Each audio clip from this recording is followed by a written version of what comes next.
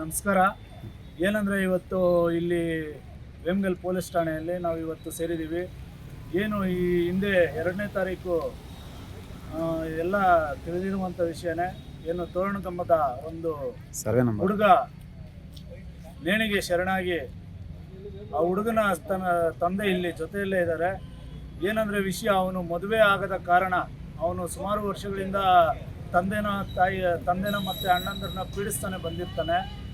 ಅವನಿಗೆ ಮದುವೆ ಆಗಲಿಲ್ಲ ಅನ್ನೋ ಒಂದು ಮನನೊಂದು ಅವನು ನೇಣಿಗೆ ಶರಣಾಗಿದ್ದರೆ, ಯಾರೋ ಚನ್ನಪನಹಳ್ಳಿ ನಾಗರಾಜ್ ಅಂತ ಈ ಒಂದು ಪ್ರಕರಣವನ್ನು ಸುಮ್ಮನೆ ಏನು ಜಿಲ್ಲಾ ಮಟ್ಟದ ಅಧಿಕಾರಿಗಳು ಹಾಗೂ ಈ ಹಿಂದೆ ನಡೆದಂಥ ಏನು ಒಂದು ತಲಗುಂದ ಸಾವಿನ ಪ್ರಕರಣ ಇರ್ಬೋದು, ಈ ಪ್ರಕರಣಗಳಲ್ಲಿ ಒಂದು ಜಿಲ್ಲಾ ಮಟ್ಟದ ಅಧಿಕಾರಿಗಳನ್ನು ಬ್ಲಾಕ್ ಮೇಲ್ ಮಾಡುವ ತಂತ್ರದಲ್ಲಿ ಈ ಚನ್ನಪನಹಳ್ಳಿ ನಾಗರಾಜು ಮತ್ತಿತರರು ಇದಕ್ಕೆ ದುಷ್ಕೃತ್ಯ ಮಾಡಿಕೊಂಡು ಈ ಬಂಡೆಗಳ ಮಾಲೀಕರ ಹತ್ರ ಒಂದು ಮಾಮೂಲಿ ವಸೂಲಿಗೆ ಇಳಿದಿರೋದು.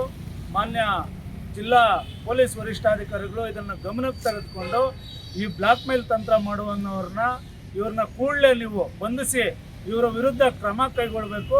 ಯಾಕಂದರೆ ಇದೇ ಚಾಳಿಯಾಗಿ ಇವರು ಮುಂದುವರಿಸ್ಕೊಂಡು ಅಧಿಕಾರಿಗಳನ್ನಾಗಲಿ, ಈ ಬಂಡೆ ಏನಿದ್ದಾರೆ ಪಾಪ ಮಾಲೀಕರು, ಬಡವರು, ಕೂಲಿ ಕಾರ್ಮಿಕರು, ಅವ್ರನ್ನ ವ್ಯಾಮಾರಿಸ್ಕೊಂಡು ಅವ್ರಿಗೆ ಬ್ಲಾಕ್ ಮೇಲ್ ಮಾಡಿಕೊಂಡು ಇವರ ತಂತ್ರವನ್ನೇ ಇದನ್ನು ದಾಳವನ್ನಾಗಿ ಮಾಡಿಕೊಂಡು ಪೊಲೀಸ್ ಠಾಣೆಗೆ ಇಂಟಿಮೇಷನ್ ಮಾಡೋದು, ಅವ್ರನ್ನ ಕರೆಸ್ಕೊಳ್ಳೋದು, ರಾಜಿ ಮುಖಾಂತರ ಅವ್ರ ಹತ್ರ ದುಡ್ಡು ವಸೂಲಿ ಮಾಡೋದು, ಇವ್ರದ್ದು ಇದೇ ದಂಧೆ ಆಗಿದೆ. ಮಾನ್ಯ ಪೊಲೀಸ್ ವರಿಷ್ಠಾಧಿಕಾರಿಗಳು ಕೂಡಲೇ ಅವ್ರನ್ನ ಬಂಧಿಸಬೇಕು. ಅವ್ರನ್ನ ಬಂಧಿಸಿ ಈ ಹಿಂದೆ ಏನು ತಲಗುಂದದಲ್ಲಿ ನಡೆದಿದೆ, ಅದು ತಲಗುಂದದಲ್ಲಿ ನಡೆದಿರೋದು ಬಂಡೆ ವಿಷಯದಲ್ಲ, ಅದು ಸರ್ವೆ ನಂಬರ್ನಲ್ಲಿ ಅವನು ಕ್ಲೀನ್ ಮಾಡುವಂಥ ಸಂದರ್ಭದಲ್ಲಿ ಎಲ್ಲ ಗ್ರಾಮಸ್ಥರು ಇಲ್ಲಿದ್ದಾರೆ. ಆ ಬಂಡೆ ಕ್ಲೀನ್ ಮಾಡುವಂಥ ಸಂದರ್ಭದಲ್ಲಿ ಅದು ಆಕಸ್ಮಿಕವಾಗಿ ಅದು ಬಂಡೆ ಉರುಳಿ ಬಂದಿದೆ ವಿನಃ ಯಾವುದೇ ರೀತಿ ಮೈನ್ಸ್ ಮಾಡುವ ಸಂದರ್ಭದಲ್ಲಿ ಅದು ನಡೆದಿರುವಂಥ ವಿಷಯನೇ ಅಲ್ಲ.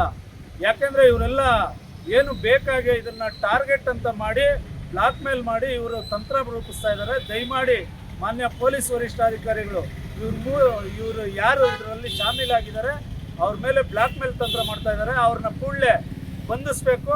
ಬಂಧಿಸಿ ಕಾನೂನು ರೀತಿಯಲ್ಲಿ ಅವ್ರ ಮೇಲೆ ಕ್ರಮ ಜರುಗಿಸ್ಬೇಕು. ಇಲ್ಲಾಂದರೆ ನಾವು 5ನೇ ತಾರೀಕು ಮೇಲೆ ಇಲ್ಲೇ ಕುತ್ಕೊಂಡು ನಾವು ಪ್ರತಿಭಟನೆಯನ್ನು ಮಾಡ್ತೀವಿ ಅಂತ ಈ ಮೂಲಕ ತಮ್ಮ ಗಮನಕ್ಕೆ ತರ್ತಾ ಇದ್ದೀವಿ. ನಮಸ್ಕಾರ.